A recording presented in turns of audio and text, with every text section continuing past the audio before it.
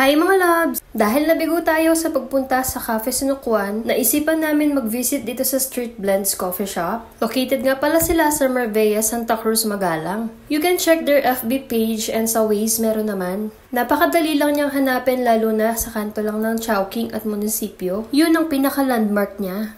Tignan nyo naman pagpasok namin, napaka-aesthetic dito at napaka-instagrammable. Huy, ang arte! Sabi ko nga kay Habi gawin namin yung nakikita namin sa TikTok. Oh, sorry, walang sounds baka ma-copyright. Tignan nyo naman siya. Diyos ko, umupo na lang. Pasalamat ka, mag-asawa tayo. Pero kung magjowa tayo, ahay, bahala ka na sa buhay mo. Siyempre, cheers lang, mahal ko yan eh. Anyway, shoutout nga pala sa mga staff nila na napakabait. Di mo ma-feel na others ka, uy, may ganon. Habang hinihintay namin yung food, ayan, aura-aura muna kami ni Habi. O asawa, smile ka naman dyan. O, diba? Mas gwapo. Anyway, dumating na nga pala yung mga order namin. Yung order nga pala namin is caramel macchiato, SB signature, and yung savory fries nila.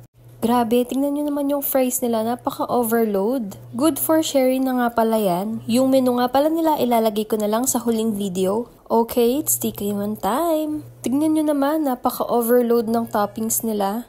Plus, hindi siya nakakaumay. Para sa akin, yung rate ko dito is 10 out of 10. Yun nga lang pala yung in-order namin dahil mamaya may kakainin pa kami. Uy, for the food trip yarn. Well, ito nga pala yung SB Signature unang sip-sip. Grabe, sobrang sarap niyan. Ito na yung bagong favorite ko. O, tignan nyo naman si Habi. Ginawang kanin na ata yung fries. Ay, gutom yarn. O siya, hanggang dito na lang. Bye! Love you mga loves! Thank you for watching!